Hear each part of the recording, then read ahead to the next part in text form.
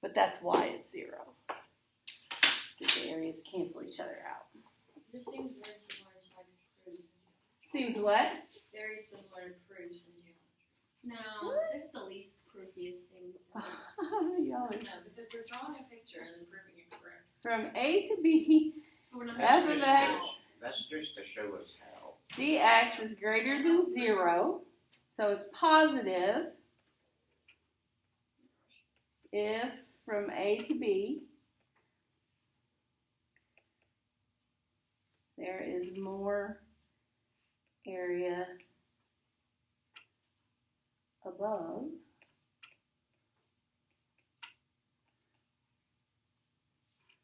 the x-axis than below.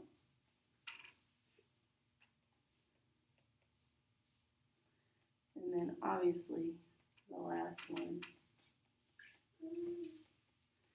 is if it's less than 0,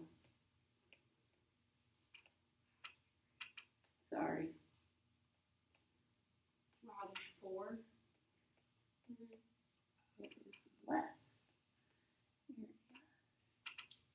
Oh, maybe I'll say more. No, say less. It makes more sense in my head. I was going to say more area below. Yeah, but if I remember above and only the one word above, Okay. just know if there's less above or more above, it makes more sense. Less words. Above.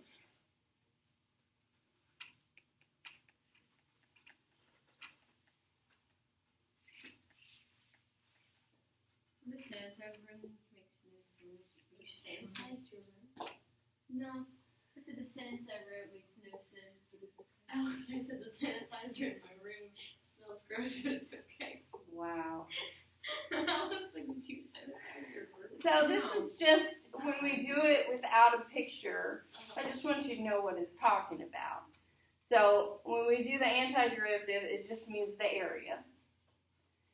A definite integral antiderivative. If it's 0, then they canceled out because you have the same area on top and on bottom. If it's positive, there's more area on top. If it's negative, there's more area on bottom. it makes so much sense. Good. It's better than some of the other stuff. It's like if it's negative, it's positive. If it's positive, it's negative. I'm like, no. Right. If it exists, it exists. That's what you get. Okay. So for this one, we're going to find these integrals. You just don't have the little pictures with them, but that's okay. I think the harder math gets, the longer the words get. True. You're right. Or the less. The more writing there is. Yes. Yes. Why? Why is You're there absolutely writing? right. I don't know why. Okay. So when I take the antiderivative of 2x, what do I get? X squared. X squared, because you raise the exponent by 1 and you divide by 2. Oh, that's what I Negative keep x saying. cubed over 3. That's what I got. Right, so then the next one is minus x cubed divided by 3. Okay, that would explain all the freaking fractions on your answers. Yes. Plus Chucky from 1 to 2. Okay, now, when you're doing the work, you can leave out Chucky on these if you want to, because you know they're going to cancel out. Period. So when I plug in 2, I get 2 squared minus 2 cubed over 3 minus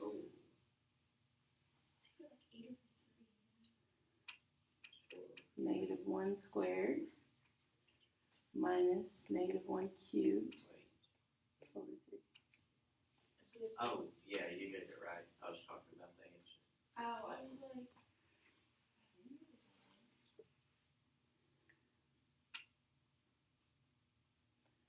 So it's 4 minus 8/3 minus 1 plus 1/3.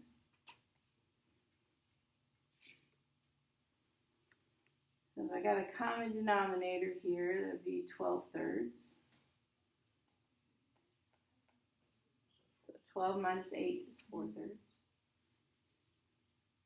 And And 1 1/3 is 4/3.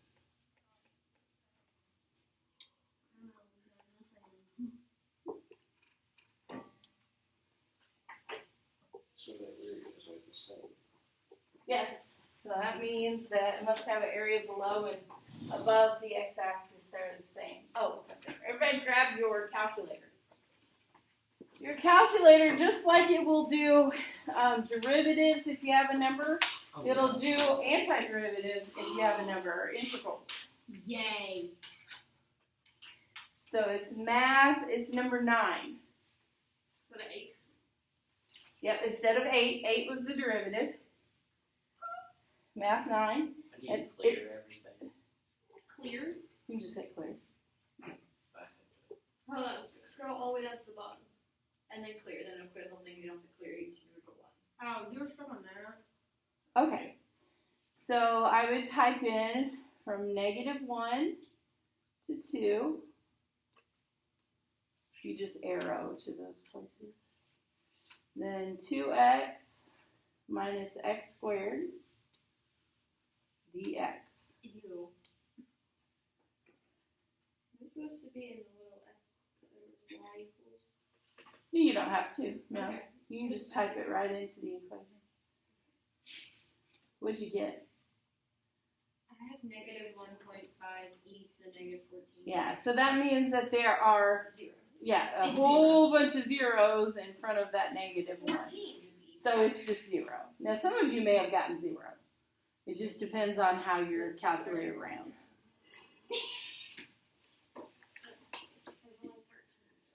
Okay, so let's look at the next one.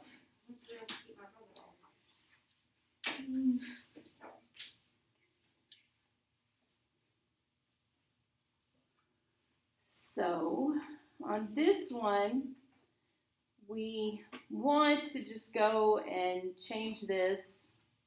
Maybe. What'd you say? X to -2. Yeah. And do it that way. Unfortunately, if you remember the fundamental theorem of calculus, which is what we did on Friday, which is the whole reason we can do all this, is the very first part is if f of x is continuous. And this isn't No, where is it a problem on that interval? Because it goes to -2. Here, right here from -2 to 3 is a 0 in there. Yes. And if I had 1 over 0 squared, Undefined. it's undefined. my calculator is doing my work right You got a lot of fun.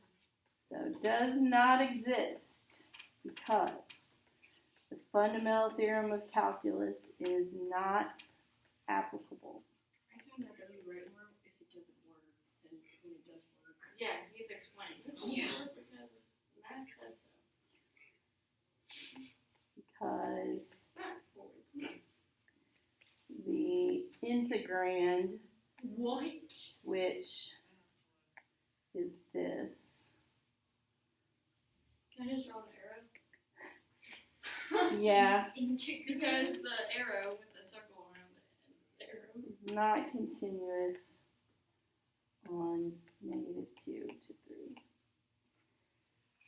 Now, I'm pretty sure your calculator will tell you there's a problem. I'm gonna go error. Yeah. And then I think I messed up. I always think though, I'm like, this is not. But usually it's just an imaginary number, so I'm like, great. Leave my imaginary numbers.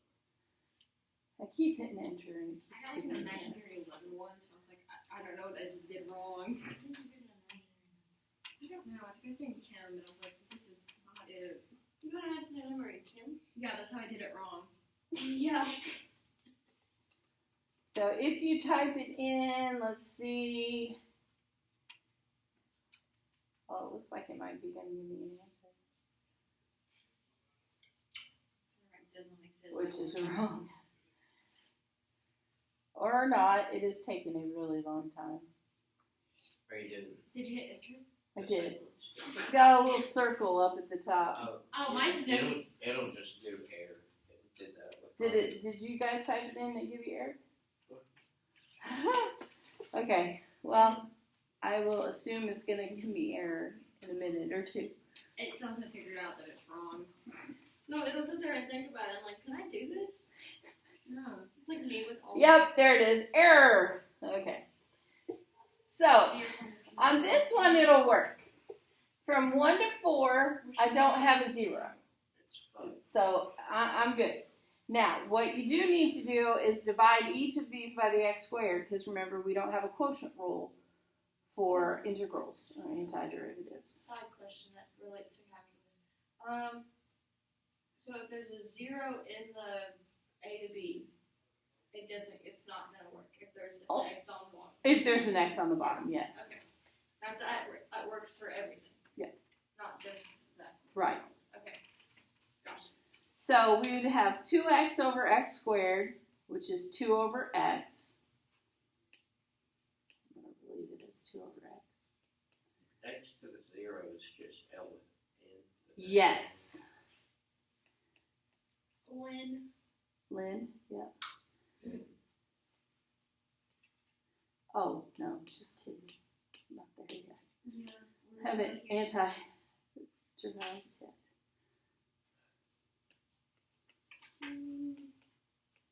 Okay, now we can anti-derive. If it's just x on the bottom, then that is 2 natural log x.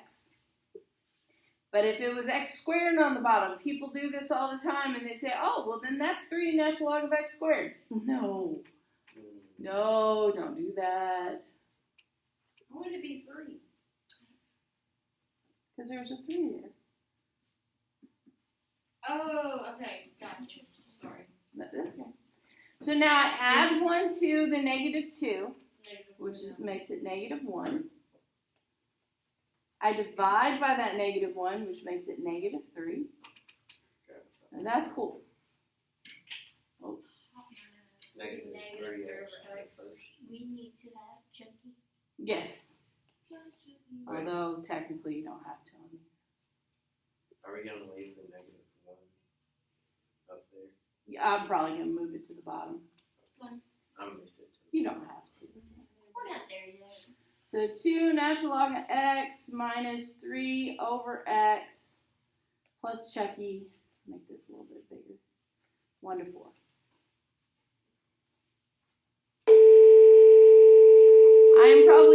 I am going to finish this and upload it, which there's just like one more problem. No, we got the back too.